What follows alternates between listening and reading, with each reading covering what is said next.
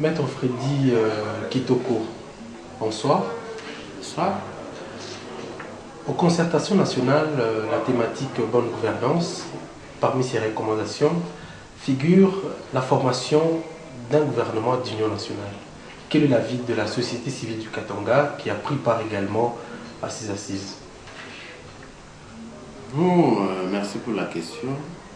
Je ne dirais pas d'emblée que parmi les recommandations, il y a cela. Je sais que c'est encore des spéculations des politiciens.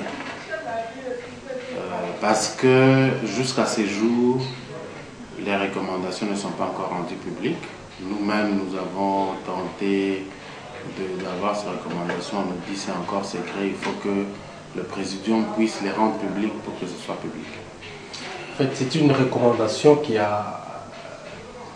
fait déjà couler encre salive avant sa publication. Tout à fait, tout à fait.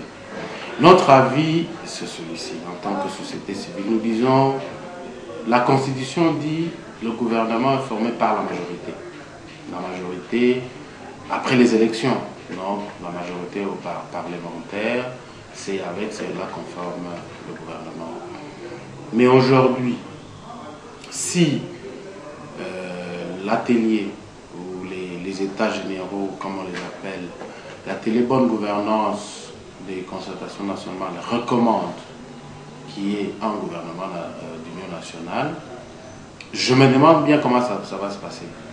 Et ça fait penser tout de suite à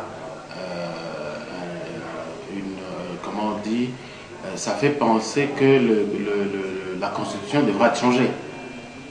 Parce que dans la Constitution, il n'a pas été dit que quand il n'y a pas de majorité, il faut qu'il y ait un gouvernement d'union nationale. Dans d'autres pays, on parle de la cohabitation. Et qu'est-ce qui va motiver cette cohabitation-là alors que nous savons qu'il y a eu une majorité qui s'est dégagée après les élections? Et c'est cette majorité-là qui doit gouverner jusqu'aux prochaines élections.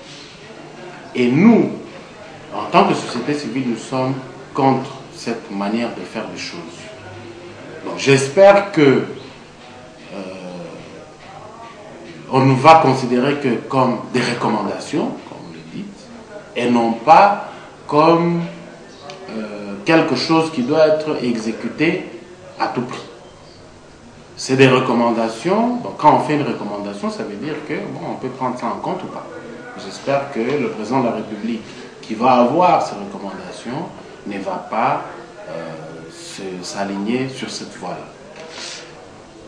L'opposition, déjà, avant que débutent ces concertations nationales, décriait déjà un rendez-vous pour le partage du pouvoir. Vous entendez parler, vous êtes contre la formation de ce gouvernement d'union nationale. Mais d'après vous, quelle devrait être l'issue de ces concertations nationales? Oui, nous sommes contre. Pourquoi? Parce que nous ne voulons pas que les concertations nationales aboutissent au changement de la Constitution. Parce que nous avons une Constitution, la culture démocratique est en train de s'installer petit à petit. Et notre souhait, c'est que nous puissions assister au moins une fois les personnes qui sont cette génération actuelle des Congolais puissent assister à une remise et reprise entre un ancien président de la République et un nouveau. L'issue des concertations, qu'est-ce que nous nous attendons? Ça a été dit, c'est pour que la paix revienne dans le pays. C'est pour que les gens se mettent sur une table, pour que nous voyions comment bouter dehors les ennemis de notre pays. Mais ça ne devrait pas être pour réviser la Constitution. En tout cas, pour la révision de la Constitution, nous sommes contre cette révision, quelle qu'elle soit. Parce qu'au-delà de ça, nous apprenons qu'il y a des manœuvres qui se préparent pour qu'on puisse aller au référendum pour réviser cette Constitution-là. Et quand on parle de référendum, Ça veut dire qu'on veut changer l'article 220 notamment. Non, les articles verrouillés comme on dit. Parce qu'il n'y a que ces articles qui recommandent pour leur révision, il faut que nous puissions aller au référendum. C'est pourquoi nous sommes contre pour toute révision constitutionnelle et nous disons que ce ne sont que des recommandations, nous pensons qu'ils sont de bonne foi et que celui à qui on va remettre ces recommandations est aussi de bonne foi et qu'il ne va pas aller jusqu'à considérer ces recommandations comme des injonctions. D'autant plus que, bon, les concertations là n'ont pas réuni la majorité de la population ou la majorité de toutes les couches de la population. Maître, d'après vous, est-ce qu'il y a moyen de former un gouvernement d'union nationale, mais en évitant la révision constitutionnelle? Bon, je ne sais pas par quelle marge on peut le faire. Parce que je vous ai dit que la Constitution dit que c'est la majorité qui forme le gouvernement. Si on veut créer un gouvernement d'union nationale, ça veut dire qu'il n'y a jamais eu de majorité.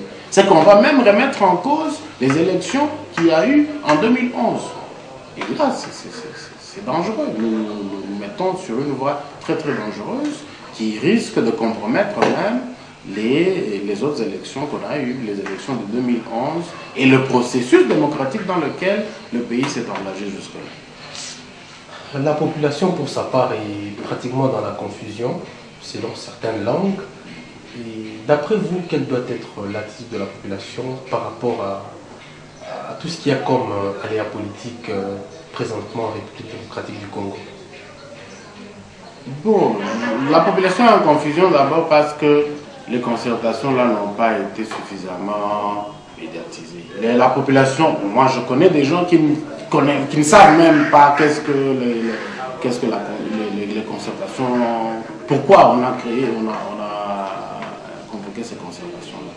L'attitude de la population devrait être de ne pas accepter que le processus démocratique dans lequel le pays s'est engagé depuis 2006 puisse être arrêté aujourd'hui avec ces concertations.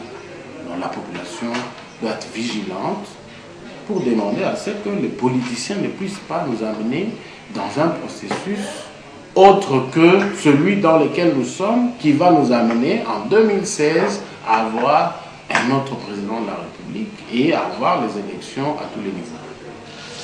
Maître Freddy Kitoko, merci de nous avoir reçus chez vous à la Société civile du Katanga. C'est moi qui vous remercie.